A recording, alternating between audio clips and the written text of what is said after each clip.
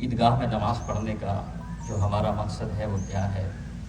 یہاں دیکھیں آپ، چھوٹا بھی ہے، بڑا بھی ہے، کالا بھی ہے، گورا بھی ہے، امیر بھی ہے، غریب بھی ہے،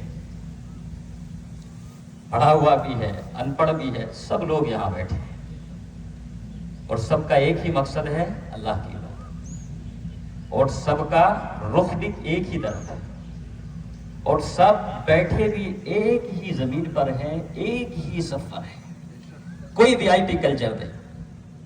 آپ مذہبوں کو دیکھو، ہر مذہب میں آپ کو وی آئی پی کلچر ملے گا، لیکن واہ ہے مذہب اسلام، یہاں صدر صاحب بھی بیٹھے ہیں، خزانچی صاحب بھی بیٹھے ہیں، امیر بھی بیٹھا ہے، غریب بھی بیٹھا ہے، کالا بھی بیٹھا ہے، گورا بھی بیٹھا ہے، مزدور بھی بیٹھا ہے، سب یہاں بیٹھے ہیں اور سب ایک ہی لائن سے بیٹھے ہیں۔ اسی کو کہا ہے کہ ایک ہی صف میں کھڑے ہو گئے محمود و ایاز، نہ کوئی بندہ رہا نہ کوئی بندہ رہا، بادشاہ فقیر سب ایک جیسے۔ اور میں کہنا چاہوں گا کہ عیدگاہ اس کو آباد کرو۔ بہت ساری مسجدوں کے یہ مصلحتیں ہوں گی کہ وہاں پر نماز کرتے ہیں تو کچھ مسجد کا تعاون ہو جاتا ہے، کچھ امام صاحب کی خدمت ہو جاتی ہے، یقیناً ضرور کریں، لیکن اس کا الٹرنیٹ یہ بھی تو ہے کہ ہم اپنے محلے کی مسجد میں فجر جو ہے جماعت کے ساتھ پڑھیں۔ اور جیسے کہ حسینی چوک مسجد میں میرے شاگرد حافظ عبدالرحیم نے بتایا کہ وہاں نہ امام کا نقصان ہوتا ہے نہ مسجد کمیٹی کا نقصان ہوتا ہے، وہاں فجر کے بعد دو جھولی گھومتی ہے، ایک امام کے لیے اور ایک مسجد کے چندے کے لیے۔ تو کیوں نہ ہم ہر مسجد میں فجر کی نماز میں اس طرح کا شیڈیول بنائیں اور پھر اپنی عیدگاہ کو آباد کریں۔ ہاں، شہر میں ایک دو مسجد میں بزرگوں کے لیے، چھوٹے بچوں کے لیے، معذوروں کے لیے جو عیدگاہ سے دور ہے، ان میں ہم جو ہے جماعت کی نماز کی کچھ گنجائش رکھی، باقی ہم اپنی عیدگاہ کو آباد کریں۔ اور آپ کو حیرت ہوگی، یہ حدیث شریف تو ہے کہ عیدگاہ میں نماز پڑھو، شریعت زیادہ مصلحت نہیں سمجھاتی ہے، لیکن میں آپ کو اس کی حکمتیں سمجھاتا ہوں کہ عیدگاہ میں کیوں ہم نماز پڑھنے کے لیے تاکید کرتے ہیں۔ آخر آقا علیہ الصلوۃ والتسلیم نے کیوں عیدگاہ میں نماز کے لیے کہا ہے؟ حدیث شریف تو اتنا بتایا کہ عیدگاہ میں نماز پڑھو، باقی حدیث زیادہ جو ہے علت سے بحث نہیں کرتی ہے، اس لیے کہ یہ اسلام جو ہے یہ عقل کا مذہب نہیں ہے، یہ اللہ و رسول کی اطاعت کا مذہب ہے۔ آپ دیکھیں دنیا کے سارے مذہب آج اپنی عقلوں پر چل رہے ہیں، انہوں نے اپنی کتابوں کو بھلا دیا ہے، اپنے شاعر کو بھلا دیا ہے، لیکن مذہب اسلام یہ علماء کی کوششیں ہیں کہ یہ عقل سے نہیں چلتا ہے، یہ اللہ و رسول کی اطاعت سے چلتا ہے، اس میں کوئی کمپرومائز نہیں ہوتا۔ یہی وجہ ہے کہ آج مذہب اسلام سب کی آنکھوں میں کھٹک رہا ہے، اور یہی وجہ ہے کہ آج مذہب اسلام کے ماننے والے مسلمان بھی سب کی آنکھوں میں کھٹک رہے ہیں۔ کیوں؟ کہ یہ عقل سے فیصلہ نہیں کرتے۔ آج ساری دنیا کہتی ہے قربانی کیوں کرتے ہو، پیسہ مسجد میں دے دو، غریبوں میں دے دو۔ ارے بھائی آپ ذرا عقل سے تو لے، ہوش کے لے۔ یہی سوال تو حضرت ابراہیم نہیں کر سکتے تھے، اے اللہ جب تو نے مجھے 90 سال کی عمر میں بیٹا دیا ہے تو لے کیوں رہا ہے، اور اگر قربان کرنا ہی تھا تو پھر بیٹا دیا کیوں، اور اللہ اگر تجھے لینا ہی ہے تو ابھی تو 7 مہینے کا ہے، بالغ بھی نہیں ہے، اے اللہ تو کیوں لے رہا ہے؟ مگر نہیں، حضرت ابراہیم نے سوال نہیں کیا۔ کیوں؟ کہ وہ حکیم اللہ جو سب سے بڑا حکیم ہے، اس کے گول میں ہمیں یہ جاننے کی ضرورت نہیں کہ کیوں لے رہا ہے۔ ارے آپ بڑودا جائیں، کوئی امریکہ کا ڈاکٹر ہو، لا علاج بیماری ہو، جب وہ تمہیں دوا یا نسخہ دے گا تو وہ آپ کو بڑھیا بات کر کہے گا جاؤ کھانا شروع کرو۔ کوئی مریض نہیں پوچھتا کہ ڈاکٹر صاحب اس کا فارمولا کیا تھا، ڈاکٹر صاحب یہ میڈیسن کیسے بنی ہے، ڈاکٹر صاحب یہ علاج کیسے کر رہے ہو۔ نہیں، ڈاکٹر کہتا تیرا کام ہے کھانا دوائی، اس لیے کہ ڈاکٹر میں ہوں، حکیم میں ہوں۔ ارے ہمارا سب سے بڑا حکیم اللہ ہے، اس نے کہہ دیا کہ قربانی کرو تو بندگی کی شان یہ ہے کہ اب کچھ نہیں پوچھنا، بس اللہ نے کہہ دیا ہے تو قربانی کرو۔ سبحان اللہ، اللہ نے شریعت کو رکھا ہی عقل کو کچلنے کے لیے ہے۔ جہاں بندے کی عقل ختم ہو جاتی ہے وہیں سے بندگی شروع ہوا کرتی ہے۔ اس عقل کو کچلنے کے لیے اللہ نے شریعت کو رکھا ہے۔ عزیزان ملت اسلامیہ، میں آپ سے عرض کرنا چاہوں گا ہم عیدگاہ کیوں آتے ہیں؟ آپ کے ذہن میں سوال ہوگا ہم نے مسجدیں بنائی ہیں نماز پڑھنے کے لیے، تو کیوں ہم مسجد کو چھوڑتے ہیں عیدگاہ کے لیے؟ وہاں اے سی بھی ہے، وہاں پنکھا بھی ہے، 10 منٹ آپ کو لیں گے انشاءاللہ، سارے لوگ جائیں گے نہیں تو انشاءاللہ پھر نماز پڑھیں گے. وہاں اے سی بھی ہے، وہاں قالین بھی ہے، وہاں کولر بھی ہے، وہاں بہترین نظام بھی ہے. لیکن ہم مسجد کو چھوڑ کر مفتی صاحب کیوں آئے عیدگاہ میں؟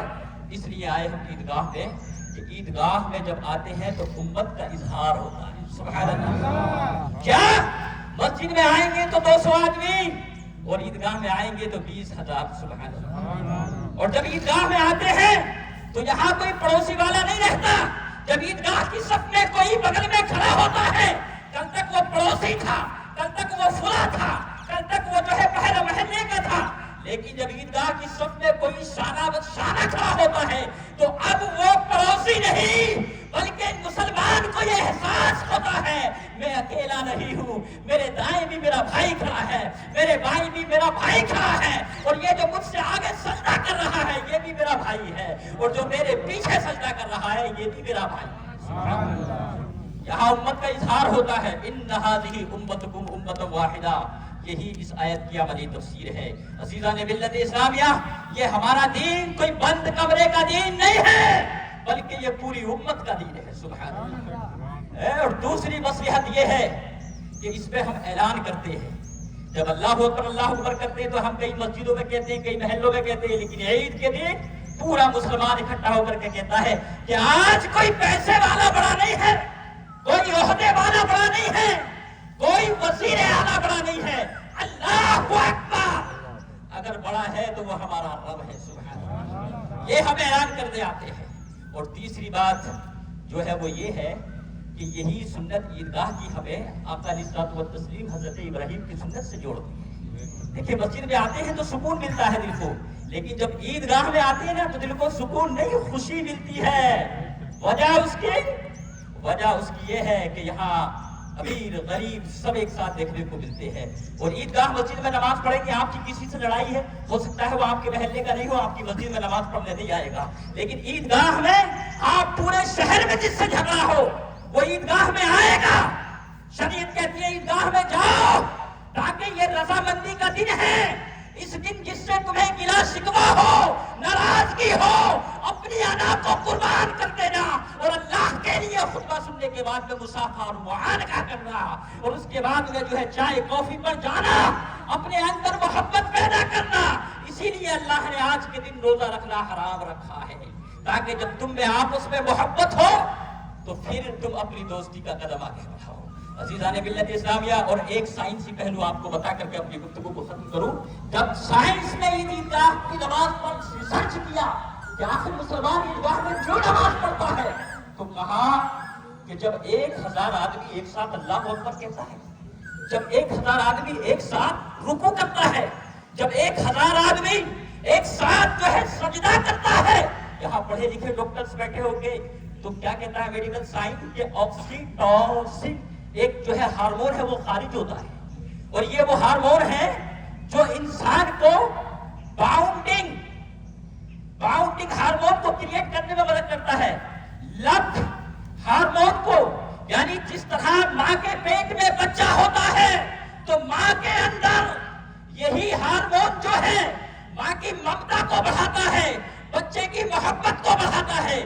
بلا شبہ اسی طرح سے جب مسلمان عیدگاہ میں کھڑے ہوتے ہیں کالا گورا نہیں، صرف اتنا دیکھتے ہیں بغل میں میرا بھائی ہے، پیچھے میرا بھائی ہے، آگے میرا بھائی ہے. اور جب سارے ایک ساتھ اللہ اکبر کہتے ہیں، سارے ایک ساتھ رکوع کرتے ہیں، سارے ایک ساتھ سجدہ کرتے ہیں، تو سائنس کہتی ہے کہ یہی ہارمون آکسیٹوسن یہ خارج ہوتا ہے اور یہ انسان کے اندر محبت پیدا کرتا ہے. ارے جب آتے ہیں عیدگاہ پڑھنے تو دلوں میں کدورت ہوتی ہے، ایک دوسرے کے دشمن ہوتے ہیں، پڑوسی کہلاتے ہیں. اور جب خطبہ سننے کے بعد عید کے بعد جاتے ہیں تو سائنس کہتی ہے کہ یہ سب آپس میں بھائی بھائی ہو جاتے ہیں. وجہ یہ ہے کہ وہی ہارمون خارج ہوتا ہے. عزیزان ملت اسلامیہ، اور آخری پہلو سنیا فرماتے ہیں کہ عیدگاہ میں نماز اس لیے پڑھو، اس لیے کہ کھلا آسمان، کھلی ہوا، کوئی دیواریں یہ انسان کے تکبر کو توڑتی ہے. یہ آسمان آپ دیکھیں، مسجد کی دیوار یہ بتاتی ہے یہ میری جگہ، یہ میری جگہ. عیدگاہ میں کوئی نہیں، آسمان کا افق یہ بتاتا ہے تیری ذات، تیری اوقات ایک ذرے کی برابر ہے، اس کا مالک اللہ ہے. جب انسان کا تکبر ٹوٹتا ہے تو اسے اللہ کی محبت پیدا ہوتی ہے، اور جب اللہ کی محبت پیدا ہوتی ہے تو انسان آپس میں اتفاق، اتحاد اور یونٹی بناتا ہے۔ یہ عیدگاہ اس بات کا اعلان ہے کہ بھلے ہی ہم کبھی ناراض ہو جائیں لیکن سال میں ایک اینول ریمائنڈر، ایک ایسی تھیراپی اللہ کے رسول نے عطا فرمائی امت کو جمع کرنے کے لیے کہ تمہارے اندر کیسا بھی جھگڑا ہو، کیسے بھی نہ اتفاقی ہو، عیدگاہ میں جانا، نماز پڑھ کے، خطبہ پڑھ کے مصافحہ معانقہ کرنا، تم بھائی بھائی بھی ہو جاؤ گے اور اللہ تبارک و تعالیٰ تمہارے گناہوں کو بھی معاف فرما دے گا۔ اس لیے عیدگاہ کو آباد کرو۔ عزیزان ملت اسلامیہ، اب آپ عید کی نماز کا آپ تھوڑا سا طریقہ سنیں گے۔